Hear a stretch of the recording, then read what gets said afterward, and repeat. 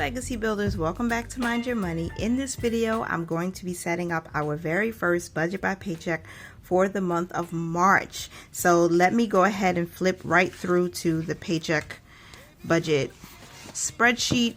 And I did start out as a spreadsheet, so that's probably why spreadsheet came out so easy. Let me zoom you in and let's talk about what we're budgeting with. Now, if you saw my March budget reset, you know that we're working our budget a little bit differently.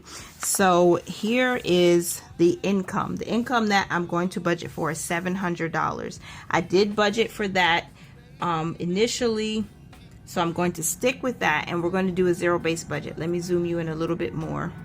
So I always do a zero-based budget, so $700 will be our expenses, and our tithe is budgeted at $70. And I just like to keep this at the top here so I kind of know what I'm working with. If you're using the spreadsheet version of my worksheets, then you don't really have to do that. And anything you type in, it's going to total it for you anyway at the bottom. So the top priority for this paycheck is to make sure rent is covered for April, and then also that we're putting enough money aside for our regular bills. So what I did was I set a pre-plan totaling up how much it would cost for our bills to be paid each week, or how much we would need for each of the bills that have a fixed due date, right? So with that being said, a set amount every week. I'm pretty much going to be doing the same thing unless we get extra income, and then we'll figure out what to do with that after. But I'm working with the bare minimum here, and I'm being very strategic about getting us back to 1 month ahead status, since, you know, we did give to a family member, we haven't gotten that money back, and we're trying to build up that portion of our savings again.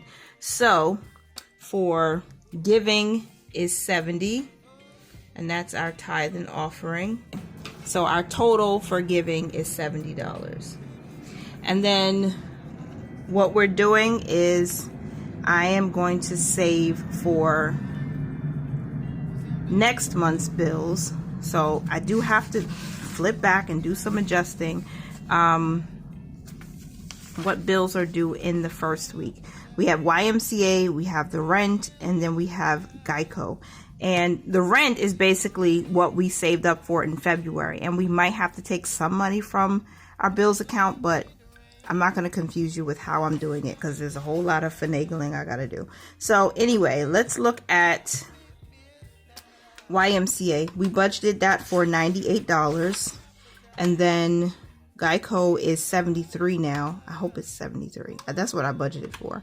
So that's $171 that's due within the first paycheck.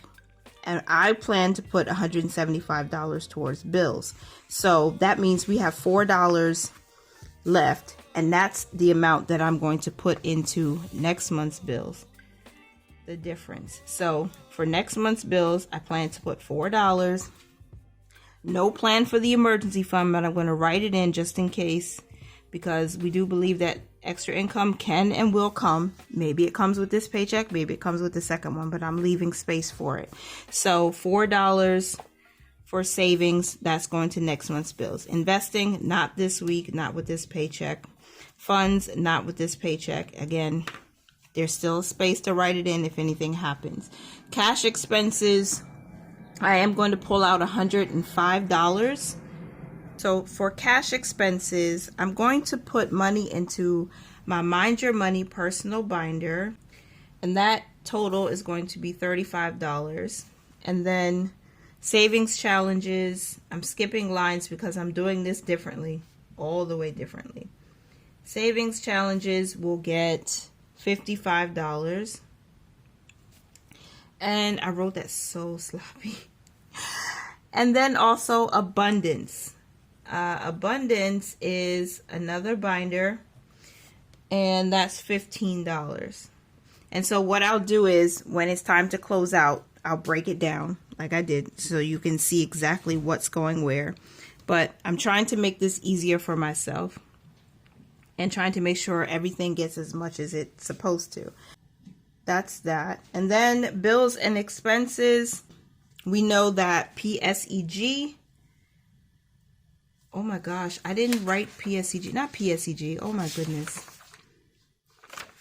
We know that YMCA is due, and that plan is $98. We know that Geico car insurance will come out, and we plan $73. And then groceries, we're putting aside $50 for that with this paycheck.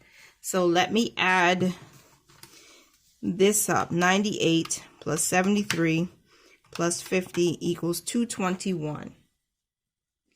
And now let's zoom out and let's see if I have a zero-based budget. 700 minus tithing, savings, cash. Uh-oh, guys, I forgot the rent. How did I forget the rent?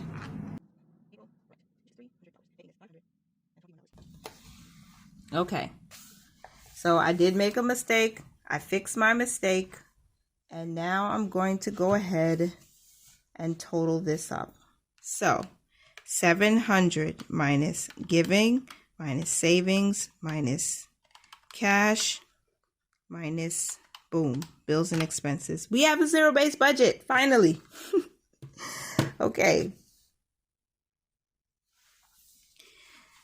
Planned income, 700. Planned expenses, 700. That's it. Boom shakalaka. So I'm trying my best to make sure that we can operate from the least amount of income, still take care of important things. I do know investing is very important. I am hurting that my husband and I are not investing for some of these things. He's still investing on his end, but again, we'll share that with the members only because certain things are getting very, very personal, and I don't think it's fair to disregard what my husband says he wants to do as far as how we share information. So again, I know that not everybody wants to join the membership. Not everybody can afford it, and not everyone thinks it's valuable, and that's okay. But what I do know is that we're still documenting our journey. So I did make some of what we're doing available only to members because, again, we are on this fire journey, but there are so many sensitive pieces of information, and that I know people in real life who know me in real life, who watch this channel. Some of those people who know me in real life hate me. They don't like me. So I have to keep certain things private, right? For my own personal safety and the safety of my children, the safety of my husband, the safety of my family in general. So if any of you, just in case, you might have been wondering, why is, there a membership for certain things and only certain information for certain people? And that's why.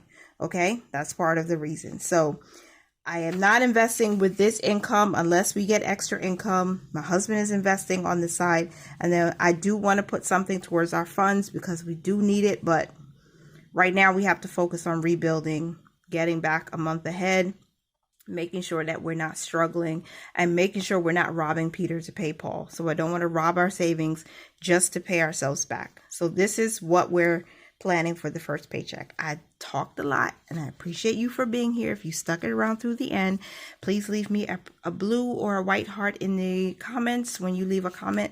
And thank you so much for being here. Continue to mind your money, you guys. Manage it well and live your lives abundantly. Bye for now.